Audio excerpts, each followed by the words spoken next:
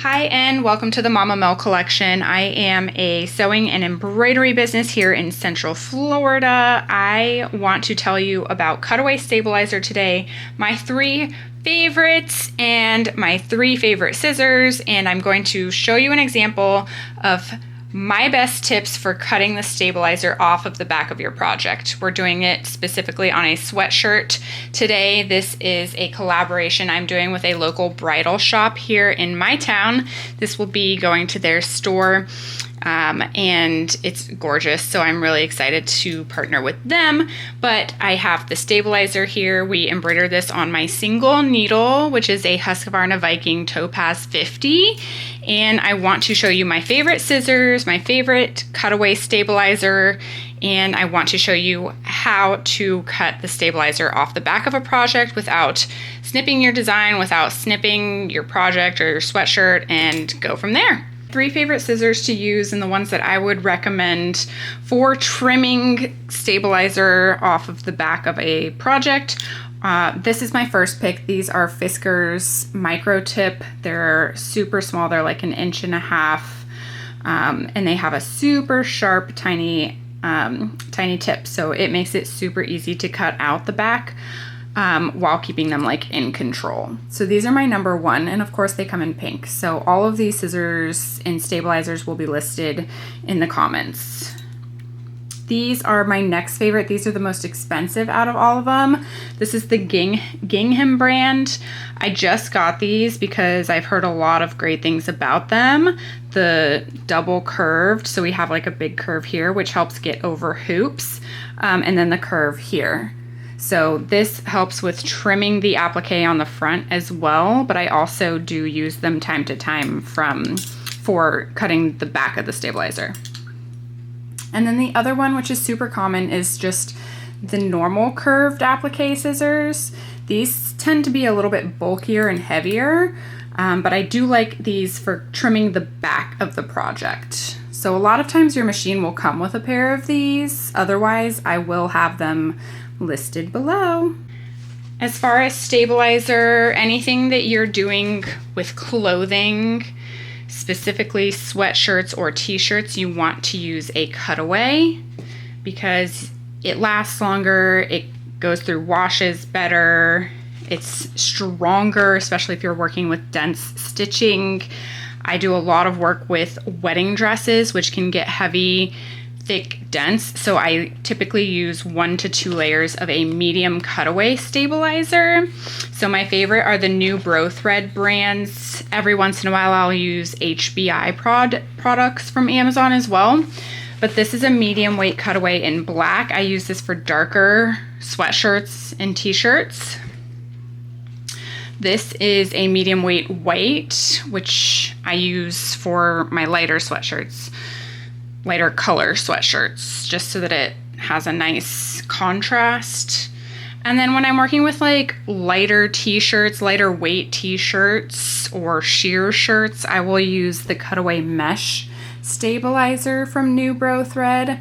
And this one you can see it's a lot lighter, but it's also super soft and you can see through it. So this one works better for t-shirts.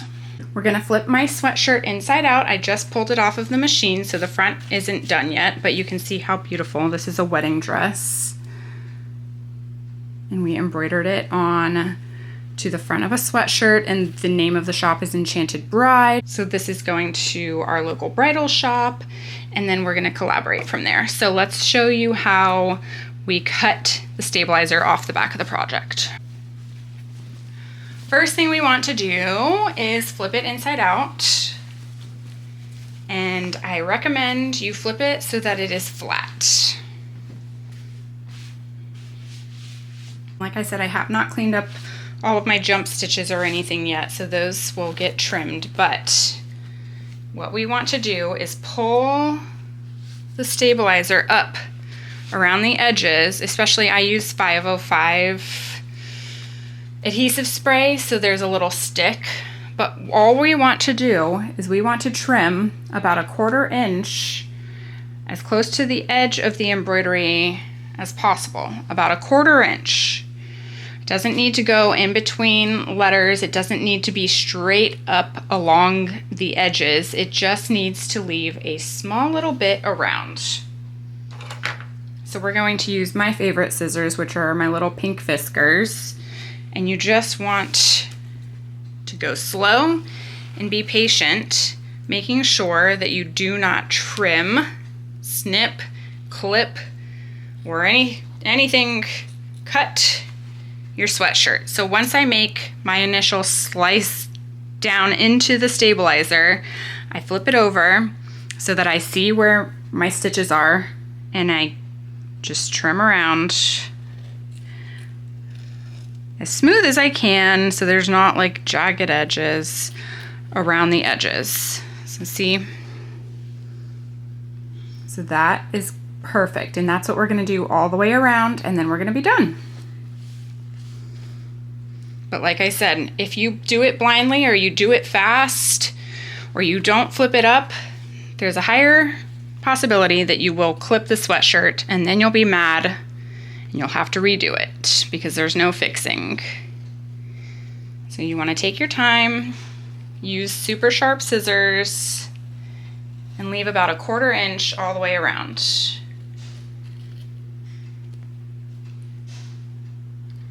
See, look how nice we're looking. And then we have like a stacked word here, so we're just going to do a little trim around like this so that there's not a whole bunch of excess. But again, we're looking underneath to make sure that we don't come near the sweatshirt.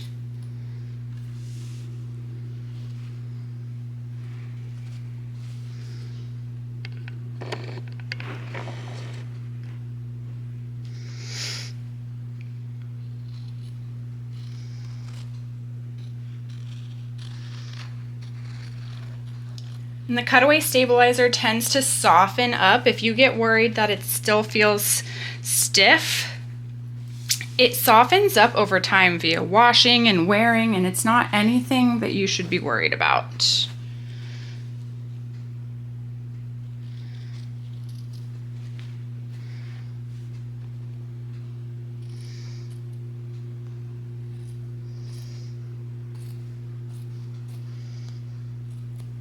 Okay.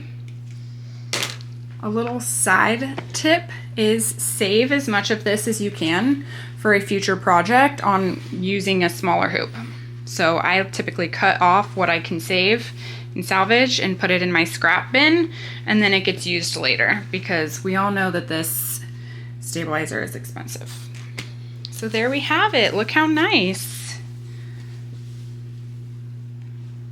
I mean, as nice as it can look for the back of a project, right? But that is all you want to do with cutting the back of your stabilizer. Obviously, we're going to go back and trim up our jump stitches and all of that to make it nice and pretty, but you do not need to be trimming in between letters. You don't need to get any closer than 1/4 inch around. This is perfect. And once they start wearing it, washing it, etc., this will become super soft, just as soft as the sweatshirt. And then from there, you can just flip it back. Finish doing all your trimming and touch-ups, and your project or order or whatever is complete.